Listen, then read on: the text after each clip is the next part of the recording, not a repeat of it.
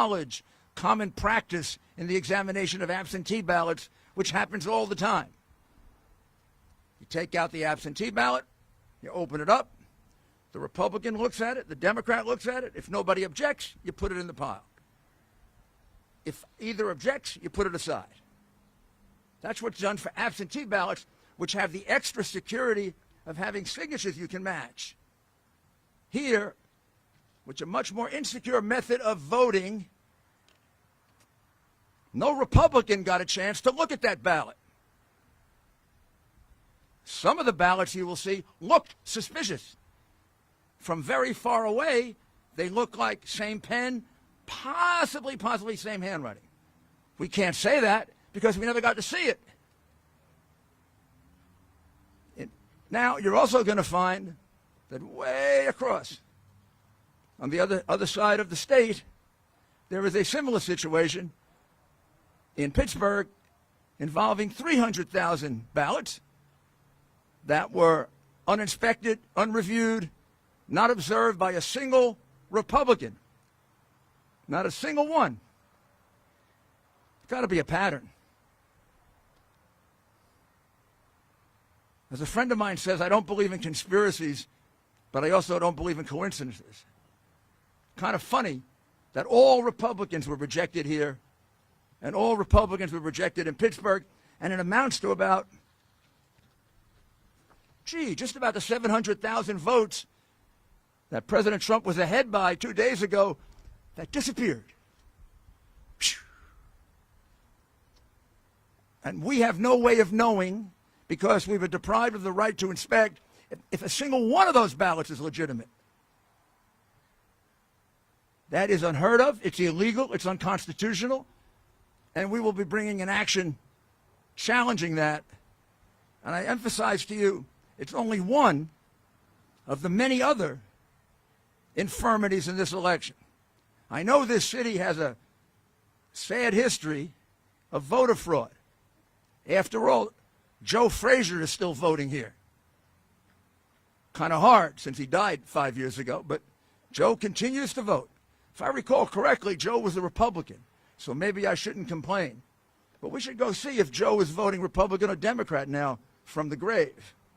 Also, Will Smith's father has voted here twice since he died. I don't know how he votes because his vote is secret. In Philadelphia, they keep the votes of dead people secret. At least that is something that you can be commended for. I'm not attacking the people of Philadelphia. I'm attacking a decrepit democratic machine, which has a lot of other reasons to be attacked. It's been around for 65 years. You keep electing the same people. The city gets no better. The crime goes way through the roof. The riots you have, the police stand by and watch it, not because of the police, because you have a mayor that lets them stand by and watch it. You got a district attorney who lets people go free. You are poorly served, ladies and gentlemen of Philadelphia. And then you got a political machine. Mayors who let riots take place, district attorneys who set criminals free. I don't think they're going to care much about ballot fraud. This is outrageous. In an enormously important contest with a very, very suspect method of voting, there was no security. Zero. The people of this city, people of this country, have no assurance at all that those ballots were actually cast. They would have to have been almost unanimously cast for Joe Biden in order to catch up. And let me have one or two of the people, let me emphasize, this is only 2 or 3 of about 50 people so far that have given us statements, affidavits, recordings. We're going to have many, many witnesses. It's not a small case. It can be a big case.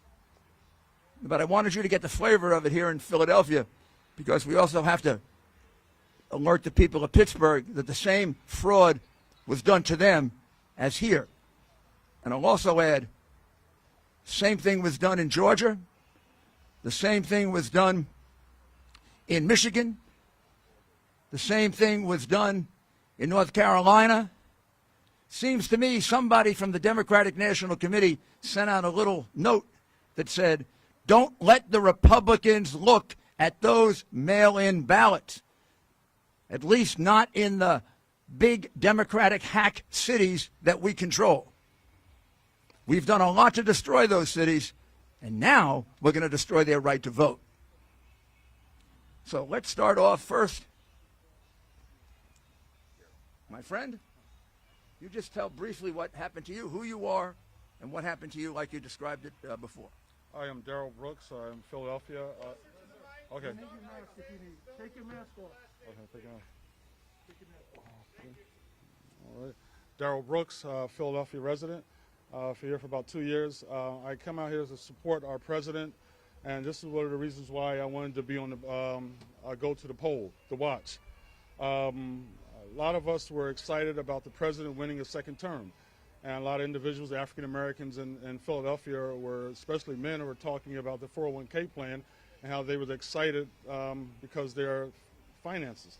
So when I go to the poll, it was basically they put us at 20 feet away, and they said no cameras, no phones, you cannot take pictures. I was even harassed by some of the Democratic Party poll watchers, and that is also recorded. And then next thing you know, it was 6 feet away, and they still would not allow us to see anything that was happening. We saw people working on the ballots, but we didn't know any names. We didn't see anything. We don't know if people voted twice or 3 times. We didn't know if people were dead people were voting. But we were there and we were watching, and it's such a shame. This is a democracy, Philadelphia, and they did not allow us to see anything, and was it corrupt or not? But give us the opportunity as poll watchers to view all the documents, all the ballots. And listen, you know, we just want a fair election. And we viewed that it was not fair at all. It was not fair to allow us to, you could have allowed us to look at the ballots, some ballots, but nothing. It was, we were kept away from everything. Thank you.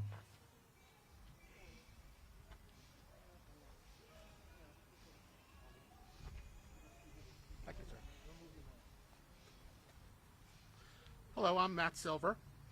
I went for 16 hours straight poll watching.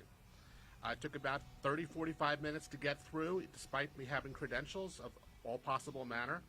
Eventually I showed an email proving that I was supposed to go in. They at least let me through. When I was there, I was turned away for a tablet. They did not want any tablets or computers there. I had to bring that elsewhere. Eventually, when I was let through, you were not able to get anywhere near the ballots. There were 3 rows of people counting ballots. The closest at my day, may have been 15 feet away. Then there was another row, then there was another row.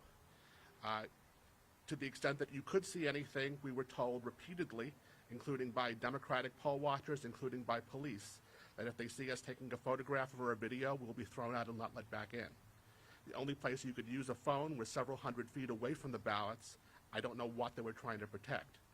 When I was there, I saw some people looking at the ballots legitimately. Some people were flipping through them at a rate of every second or so in a way that we specifically could not even see a single thing.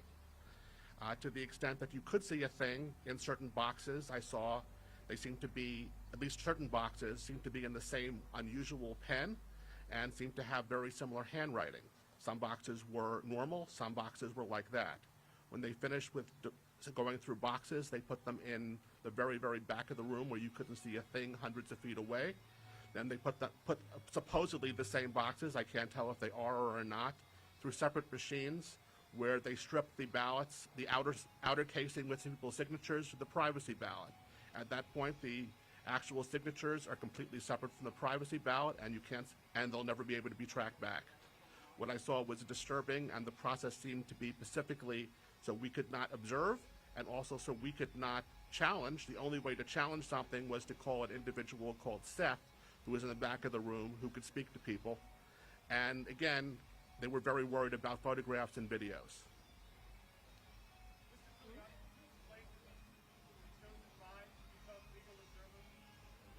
How were you chosen? I was asked both by my local ward and the Republican National Lawyers Association. I responded to both.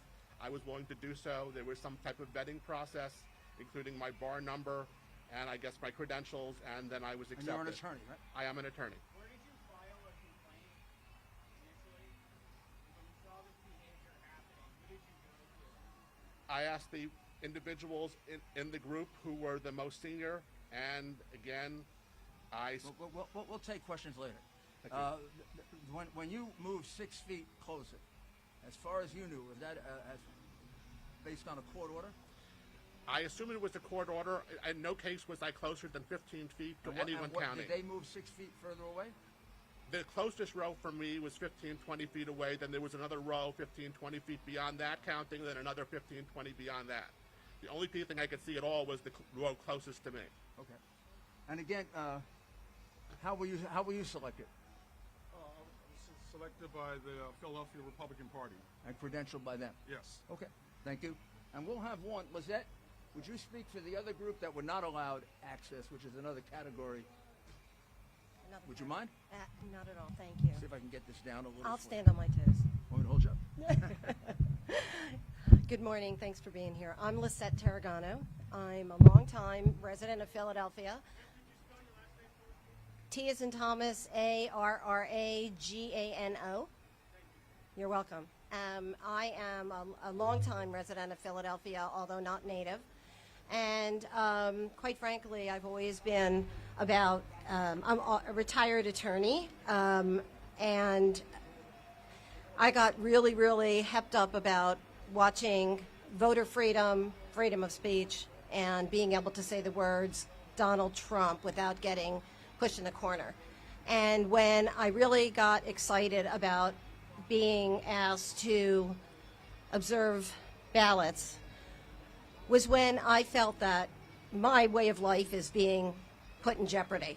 The American way of life being put down for things I say, who I like, and it's not fair. I'm the child and granddaughter of both Holocaust victims and survivors, and I'm the daughter of a World War II veteran and who fought for and or ran away from horrible, horrible times where people are repressed and sent away. And what I noticed when I was brought in to be a poll watcher, I was never brought in, actually. I never got past the first identification stage. They kept saying that mine, as well as 5 or 6 other Republicans, their names hadn't been entered into the system. And after the first time it happened, the second time it happened, I had no second thoughts about it being a problem, more that somebody failed to finger us into the computer system. But after a while, what I witnessed, and I said to Mr. Giuliani before, in a morbid curiosity staring at, I felt insidious fraud going on. I felt that we were kept away from doing our civil duty. That was everybody on both parties should be upset about. This is horrible. We're being restricted. We're being restrained. And I see this nothing as the insidious nature of the Philadelphia and Pennsylvania governments who are keeping us away from doing what we were meant to do. Thank you. Thank you. Was that the other 1, 2, 3? Are here with me today. The other 3 here are also poll watchers who were deprived of their opportunity to even go into the room. I could have brought, I'm getting a list now to count them, I could have brought about 50 with me, but I didn't do it for 2 reasons. 50 is too many. Number 2, they're afraid. They're afraid of being publicly identified. They're willing to testify in court. They're afraid there'll be repercussions against them because one of the people that did speak on television has already had threats. Jeremy Mercer, who was in charge, has already given a statement twice, both here in Philadelphia the day after the election, I believe, and then he was interviewed on television. Jeremy will basically corroborate the statements that were given about the fact that he was there for 21 hours and then again for another couple of hours. He believes about 300,000 ballots went through. He was unable to see any of them. He requested an opportunity to do so numerous times. Then they went to court. They got an order that they could be 6 feet closer. They were put 6 feet closer, and the tables they were observing were put at least 6 feet further away, or the people moved to tables that were further in the back. The other witnesses who we've interviewed, and we've interviewed about half of the 50, all corroborate to a T exactly what you see here, that they thought they were going to show up to do an inspection. Some of them had inspected absentee ballots before, where you're shown the ballot. The Republican is shown the ballot. The Democrat is shown the ballot. Neither objects, you put it in. If either objects, you put it aside for discussion later. Nothing like that happened here at all. This is a gross miscarriage of the process that would assure that these ballots are not fraudulent. It's a fraud, an absolute fraud. I mean, you can't just submit these ballots and not have them checked. They're highly suspect ballots, mail-in ballots. It's also highly suspect because it's almost mathematically impossible, several people have already testified, to close the lead that Biden closed when things closed on Tuesday night. President Trump was ahead by almost 800,000 votes. And it took a couple of days to be able to produce enough ballots to bring it down. Now, could some of those ballots have been manufactured in advance by the Democrat machine of Philadelphia? It wouldn't be the first time they did it. And then exactly why didn't they want the ballots inspected if the ballots are legitimate? It would seem to me, knowing the suspicion that would exist on a political machine like this, with the reputation that it has, you would go to the extra extent to be transparent. Instead, they went to an extra extent to be secretive, as did the Democrat Party in pretty much the cities they control as a machine like this one. Because although we don't have as many complaints yet, we've got about 12 in Atlanta, we've got about 15 in Detroit, we've got about 20 more in the rest of Michigan. I would say in at least 10 states now, we have complaints almost exactly like this. This will be a statewide case because there are 300,000 ballots equally in question in Pittsburgh, with witnesses similar to these witnesses. In some cases, they actually saw a little bit more that would suggest that the ballots were being tampered with. But I have to wait until they're all fully debriefed. The race has been called for by President Joe Biden. What would it take at this point for President Trump to concede, number one? Number two, Bernie? what evidence, concrete evidence, can you point to that the ballots themselves, not the people who are watching, but that the ballots themselves are the person that possible concession? Well, let me first of all, obviously he's not going to concede when at least 600,000 ballots are in question. It's not my job to determine if the ballots are right or not. It's their job. But with a mail-in ballot or an absentee ballot, the burden under law is on the party that's proposing it, which is why it has to be inspected. It's not my. How can I possibly tell you there's fraud or no fraud? The way they conducted themselves. Because it looks, I can't tell you exactly what's on the ballot. They conducted themselves in a way that suggests that there was fraud. One of the things that does involve fraud is not making it possible for the people who are supposed to inspect. That's a fraud. That's a fraud on the voters. The voters expect that their inspectors are going to be able to inspect. The voters were defrauded of that right. We will not know if those 600,000 ballots were valid, invalid, or not. Having conducted themselves that way, they certainly present a very strong circumstantial case that the ballots were tampered with. Also, the highly unusual, almost mathematically impossible reduction in the vote in that period of time also raises the question that the ballots were tampered with. So they've done everything they can to yell out to you we were tampering with the ballots without being stupid enough to show it to you. They kept our inspectors away. They kept our inspectors away uniformly. I don't think we're going to find a single Republican that ever got to look at one of those ballots when the law requires that we are allowed to look at them. They did it here, and they did it in Pittsburgh. That can't be a coincidence. How do they figure out in Pittsburgh they should do the same thing that happened here. And they didn't do it in other places. I'm sorry. I'm going to ask Corey Lewandowski to explain his experience. Now, I said I'm going to have... Well, I appreciate you being here today. Let me just give you one concrete example, not anecdotal, but concrete example of what we believe to be valid voter fraud in the state of Pennsylvania. I draw your attention to an obituary listed for one Denise Ondish in Allegheny County, born 9/10/1946, deceased 10/22/2020. Her application to vote was received on 10/23, the day after she died. It was then mailed by the county back to her on 10/24/2020, 2 days after she had legally passed away. And the ballot was then received back at the county office on November 2nd, 2020. And when you go to the Secretary of State's website today, it says that she voted in this election, effective November 2nd, 2020, a full 9 days after Miss Ondish of Allegheny County passed away. This is not, excuse me, this is not empirical, this is not anecdotal. This is hard evidence, and if you do your jobs from the media, I'm sure you'll find additional examples. And this will be one of many that we will be filing with the court.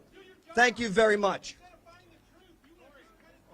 Also, when you say that there's no evidence, the people standing behind me are called witnesses. They will eventually, soon hopefully, appear in court and give this testimony, because we're going to file a federal lawsuit that will cover here and Pittsburgh, and we will have as many witnesses as the court needs. Right now it could be as many as 90 witnesses. That's called evidence that there was a uniform deprivation of the right to inspect, which constitutes a fraud on the people of Pennsylvania, constitutes a fraud on all legitimate voters. Any illegitimate vote cancels a legitimate vote. And the burden of proof as to whether it's a legitimate ballot or not, when it's a mail-in ballot, is on the person proposing the ballot, because there's no other way to justify it. Well, they made it impossible to view those ballots, and there can be only one conclusion as to why you would make it so impossible. Because many, many of them were fraudulent. And you just don't lose leads like that without corruption. And you're in a city in which voter fraud is professional. It's not just amateur. Some places may be amateurs at voter fraud. Philadelphia is a professional place for voter fraud, because you have a decrepit Democrat machine that you have had in power for 60 years, and it's the reason why you have voter fraud. It's the reason why you have so much crime. It's the reason why you're leading the country in some categories of crime, because these people are not helping the people of Philadelphia. Their loyalty is to the Democrat Party. Oh, please, please. I'll answer 3 questions, one at a time.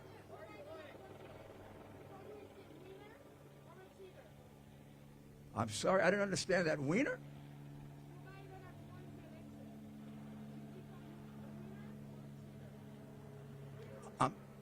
Who is a winner or a cheater? Oh, is he a winner or a cheater? Well, that's what we want to find out. We have a right. I mean, here's what I can say about this evidence. This evidence is overpowering in that it suggests we need a very, very detailed hearing. We have to find out exactly how many ballots are implicated, how many ballots were not inspected. The estimates I have so far, but we haven't finished this investigation, is there was about 150 to 200,000 ballots here and about 300,000 ballots in Pittsburgh. It may be more, it may be less.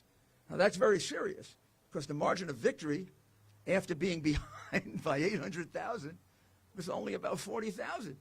And it's a little odd that every vote from Tuesday on was all for the one candidate. There's also a very strange thing that happened, which will be part of our case. At some point during the process, when the lead of President Trump reduced from something like 50,000 to 30,000, At the time it was at 50,000, 94% of the vote had been cast. And when we got to 30,000, it was only 90% of the vote cast. Now, I can get experts to tell you how that happens. That happens because, think about it, you increase the denominator. What do you increase the denominator with? New ballots. Nobody was informed of new ballots, unless people were writing them up. This will be a very, very strong case. And I know you won't accept it because of your hateful biases, but let's see if you can try thinking rationally.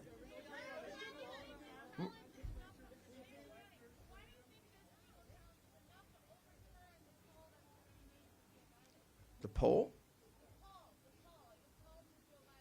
Because they don't decide the election. The call for Joe Biden is it? Who was it called by? Oh my goodness, all the networks. Wow. All the networks. We have to forget about the law. Judges don't count. All the networks thought Biden was going to win by 10%. Gee, what happened? Come on, don't be ridiculous. Networks don't get to decide elections. Courts do.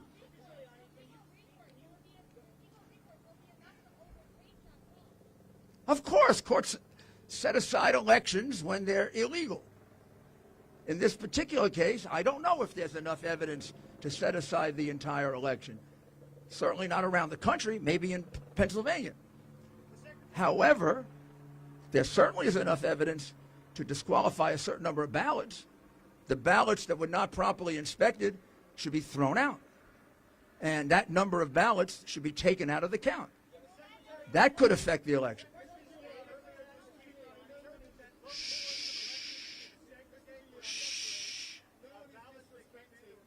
I can't hear two people at once. I'm sorry.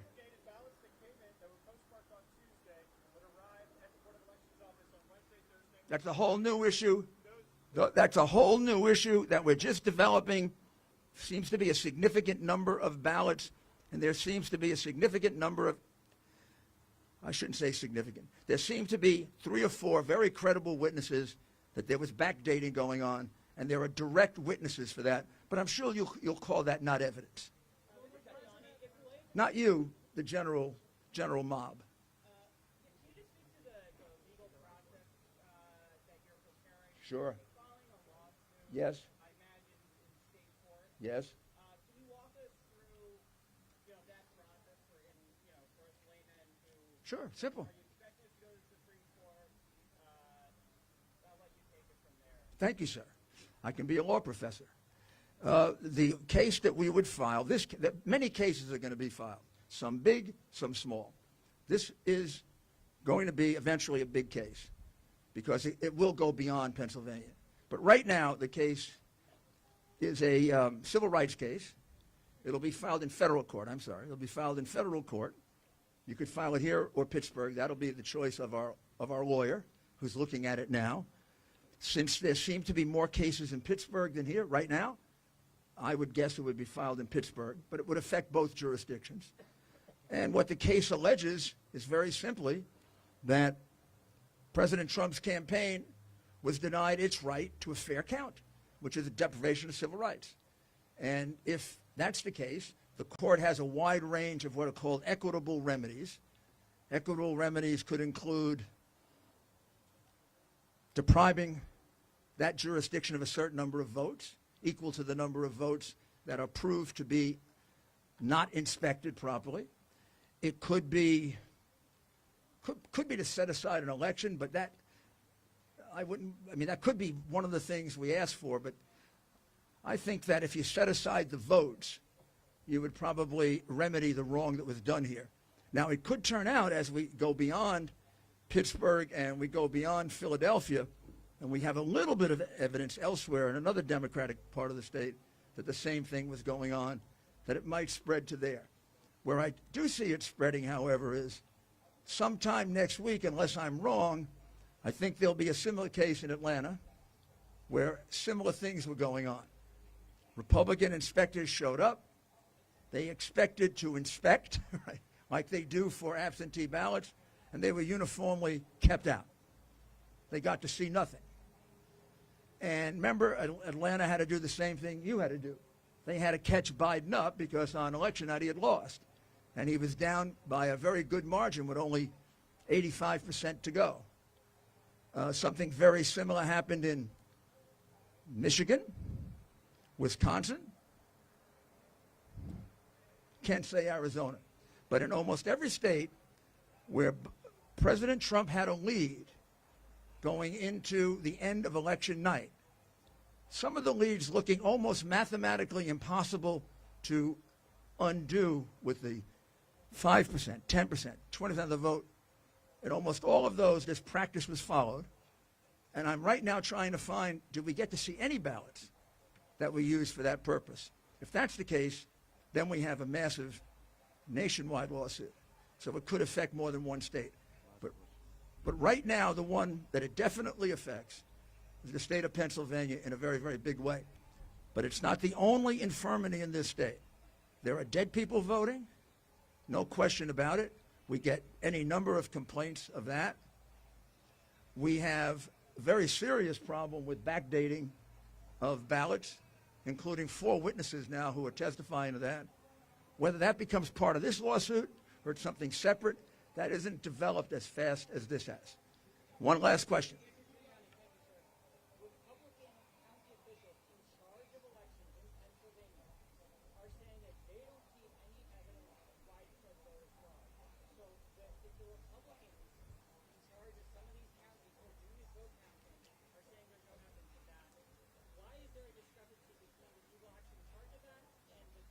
Well, that's like comparing apples and oranges, isn't it? They're not in charge of Philadelphia. How would... I'm glad they didn't see widespread fraud. That was in Republican counties. I don't think there was fraud in Republican counties.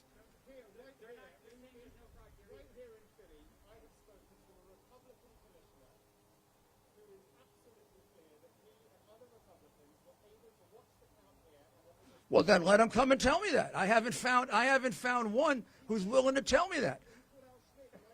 Let him give me an affidavit under oath, under penalty of perjury. You're telling me these people are lying? Well, I've spoken to about 50 people. I have statements from 25. We've spoken to 50. Every single inspector. Oh, no. I didn't speak to them. Are you the lawyer for the other side, by the way? Well, you should get paid for it. The reality is that nobody has come forward, even though I've called the state party, the city party. I've asked, is there anyone that wants to come forward and say that there's anything unusual about the man in charge of this whole process, who watched the whole thing, has already come forward and given us a signed statement that no one got a chance to inspect. Now, unless this man had a secret opportunity to do it, there was one person in charge of all these people. He was there constantly for both days. Not a single Republican got a chance to view a single ballot. Now, if we got to view 10 or 12, well, then we'll reduce our number from 120,000 to 110,000. But you produced this man for me. So far, he hasn't come out of the woodwork. And, well, then, maybe, yeah. Well, if I were the commissioner of this city, I don't think I would admit that I didn't allow people to do this. I mean, there was a last time a Republican played ball with Democrats like that in New Jersey. He went to jail for 10 years. Thank you, guys. Thank you. Very much.